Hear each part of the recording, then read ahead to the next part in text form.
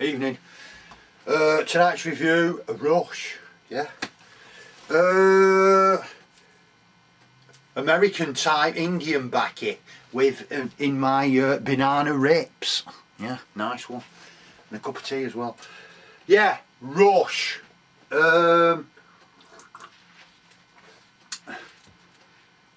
Chronicles the rivalry between James Hunt, Niki Lauda, 1970s, yeah, Formula One. That's basically the set out. Starts in early 70s where they're racing in Formula 3. Then they go to Formula 1, and it's mostly to do with the 76 season, yeah, where Niki Lauda has the crash at the Nuremberg Ring in 76, yeah. The crash, nearly gets burnt to a crisp, survives, gets back on track, and then the film culminates with the Japanese Grand Prix. The culmination of the season where it's pissing down with fucking rain. Yeah, that's basically directed by Ron Howard, yeah. I mean, I know it's had good reviews and it's doing alright, yeah.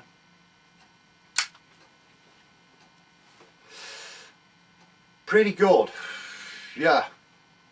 I really enjoyed it, me. I don't watch Formula 1 now because it's totally boring, of course.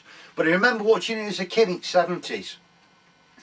And I remember they showed the crash on the news, but it weren't caught by official cameras, as I remember. This is as my memory is, you know.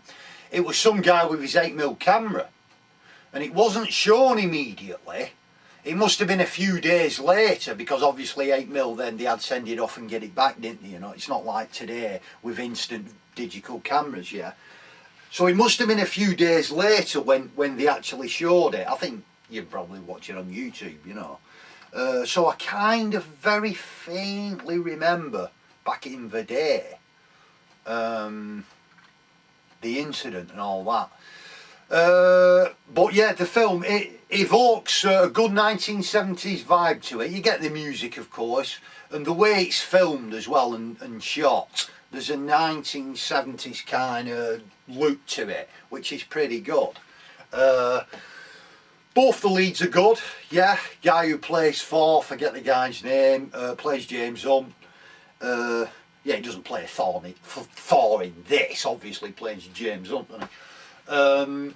Yeah, he's pretty good, gets the, you know, the flamboyant playboy type persona across, pretty good. And the guy who plays Niki Lauda as well, he's spot on him, very good performance. My only criticism is, my only caveat with it is,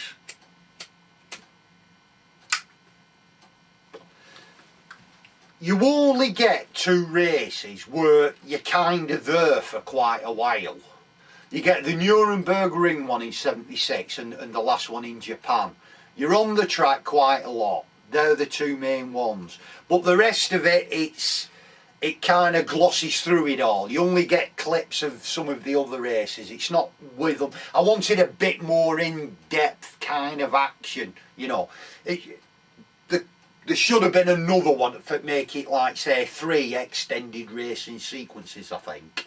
I might change my view if I watch it again. Well, I will go and watch it again, I think, actually. Because it's one of them films you've got to see at cinema, I think. You know, for bigger picture, good sound, you know, when they're racing down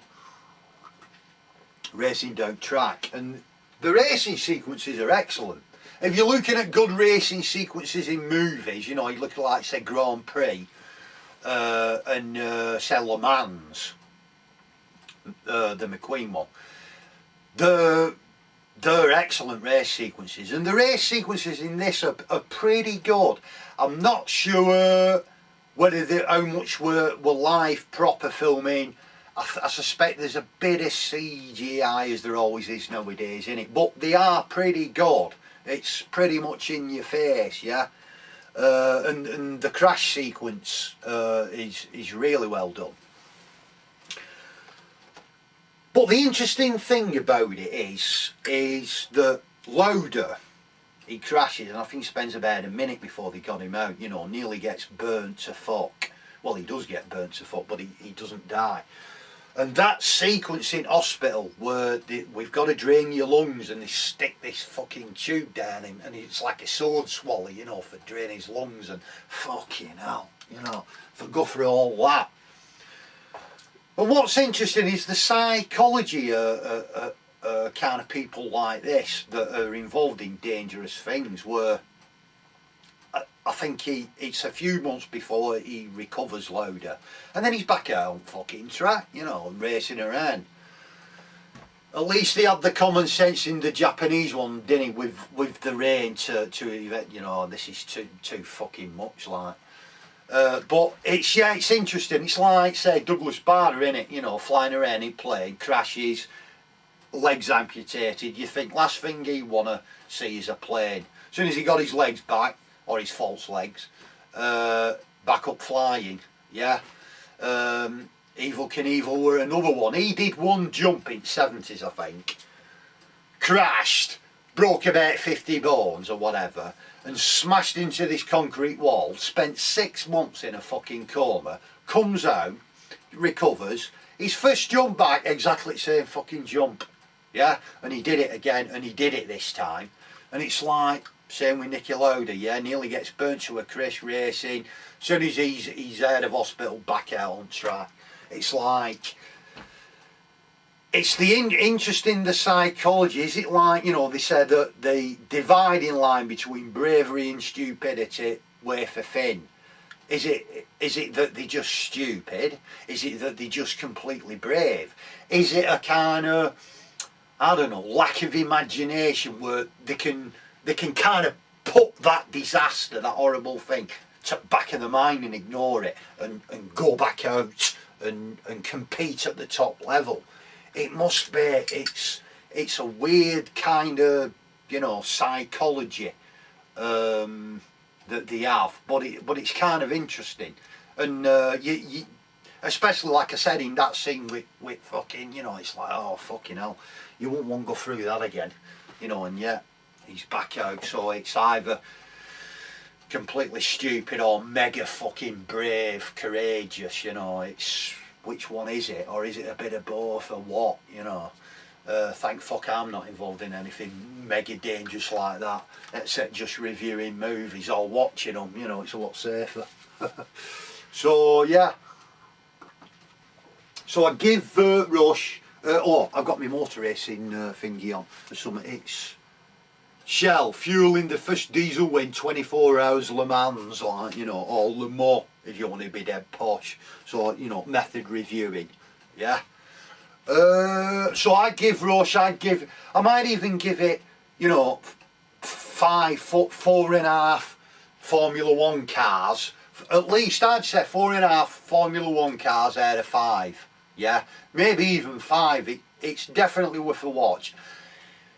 You don't even have to be a motor racing fan to enjoy it, I don't think. It's, although, you know, it helps, obviously. But like I said, I don't follow Formula 1, no, but I really enjoyed it.